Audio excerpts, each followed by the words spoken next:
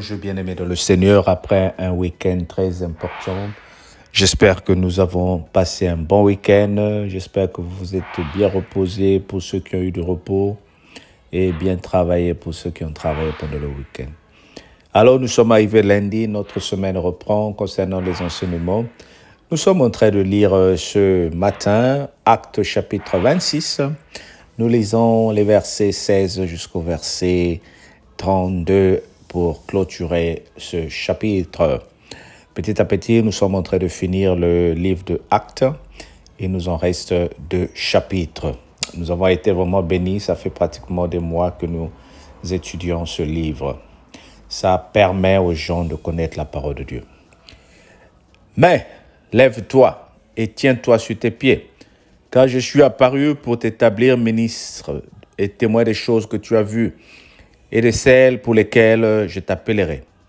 Je t'ai choisi du milieu de ce peuple et du milieu de païens, vers qui je t'envoie, afin que tu leur ouvres les yeux pour qu'ils passent des ténèbres à la lumière et de la puissance de Satan à Dieu, pour qu'ils reçoivent par la foi en moi le pardon des péchés et l'héritage avec des sacrifices. En conséquence, Agrippa, je n'ai point résisté à la vision céleste, à ceux de Damas d'abord, puis à Jérusalem. Dans toute la Judée et chez les païens, j'ai prêché la repentance et la conversion à Dieu, avec la pratique d'œuvres dignes de la repentance. Voilà pourquoi les Juifs se sont saisis de moi dans le temple et ont tâché de me faire périr.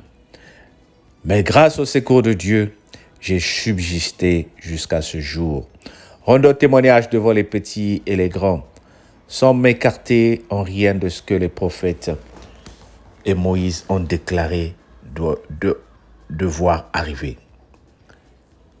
Savoir que le Christ souffrirait et que ressuscité le premier d'entre les morts, il annoncerait la lumière au peuple et aux nations. Comme il parlait ainsi pour sa justification, Fétus dit à haute voix, « Tu es fou, Paul. Ton grand savoir te fait déraisonner. » « Je ne suis pas fou, très excellent, Fétus, répliqua Paul. Ce sont au contraire des paroles de vérité et de bon sens que je prononce. Le roi est instruit de ces choses et je lui en parle librement, car je suis persuadé qu'il n'en ignore aucune, puisque ce n'est pas en cachette qu'elles se sont passées. Crois-tu au prophète, roi Agrippa? Je sais que tu y crois. Et Agrippa dit à Paul, tu vas bientôt me persuader de devenir chrétien. Paul répondit, que ce soit bientôt ou que ce soit tard, plaise à Dieu que non seulement toi, mais encore tous ceux qui m'écoutent aujourd'hui. Vous devenez tel que je suis, à l'exception de ces liens. Le roi, le gouverneur, Béris et tous ceux qui étaient assis avec eux se levèrent et en se retirant, ils se disaient les uns les autres, cet homme n'a rien fait qui mérite la mort ou la prison. Et Agrippa dit à Fétus, cet homme pouvait être relâché s'il n'en avait pas appelé à César. Amen. Alléluia. Oh, dis avec moi, Amen. Le roi dit, tu es fou, Paul. Ton savoir te fait déraisonner. Waouh! Le roi dit à Paul, tu es fou. As-tu déjà reçu cette qualification où les gens t'ont traité de fou? Où les gens pensent que tu as perdu la raison? Toi, tu pries maintenant sur les réseaux sociaux. Tu connais le pasteur avec qui tu pries là? Le monsieur que tu regardes sur Internet, tu le connais? Tu connais sa vie? Vous qui priez sur les Internet, est-ce que vous connaissez la moralité des gens avec lesquels vous priez? Vous les avez déjà vus? Hein? Mais il faut aller dans les églises. Mais ce sont dans les églises aussi, parfois, où les hommes de Dieu deviennent des pédophiles, où les hommes de Dieu abusent les gens. Même sur les réseaux sociaux.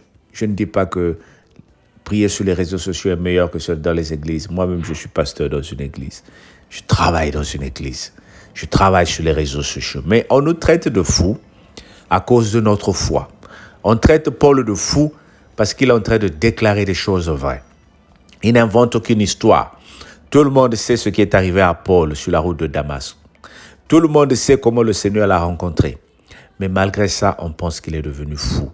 Oh bien-aimé, les gens pensent que tu perds la raison à cause des actes de foi que tu vas poser.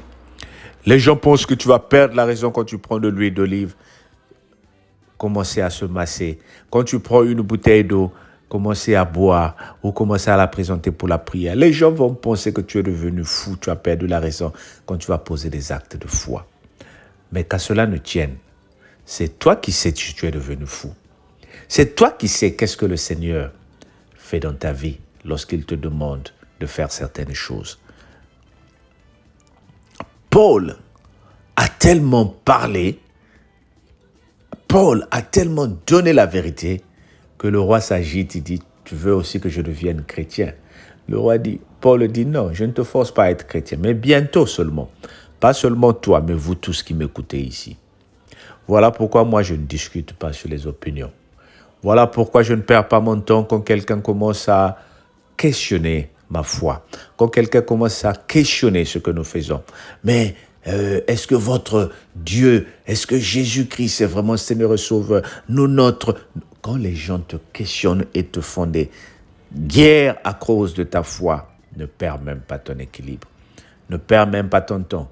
Dis seulement, Père, souviens-toi d'eux, car ils ne savent pas ce qu'ils font. C'est mieux de prier pour eux.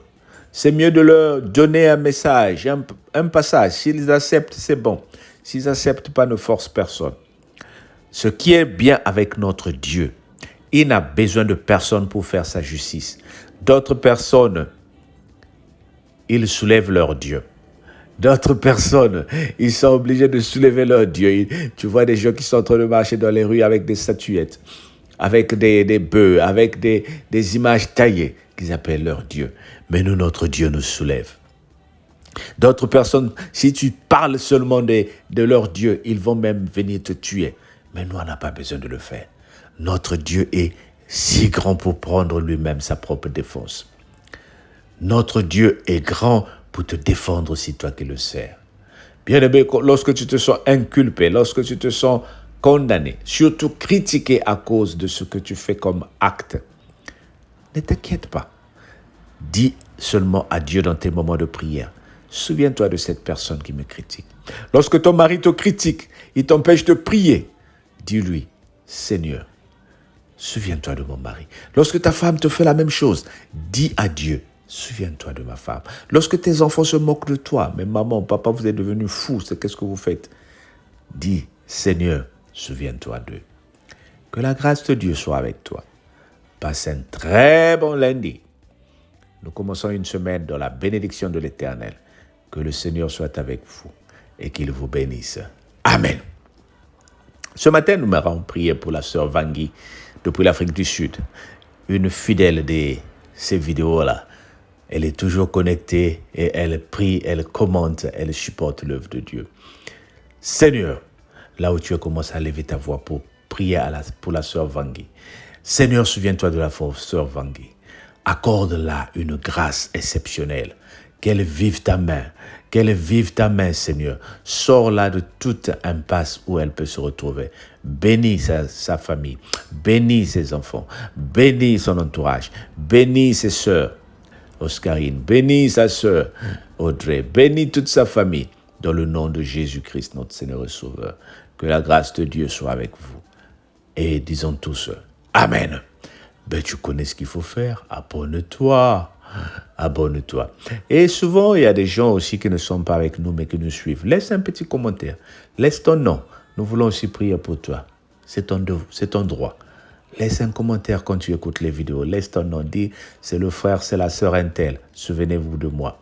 Dans mes moments seuls de prière, j'aimerais prier pour toi aussi. Sois béni au nom de Jésus. Amen.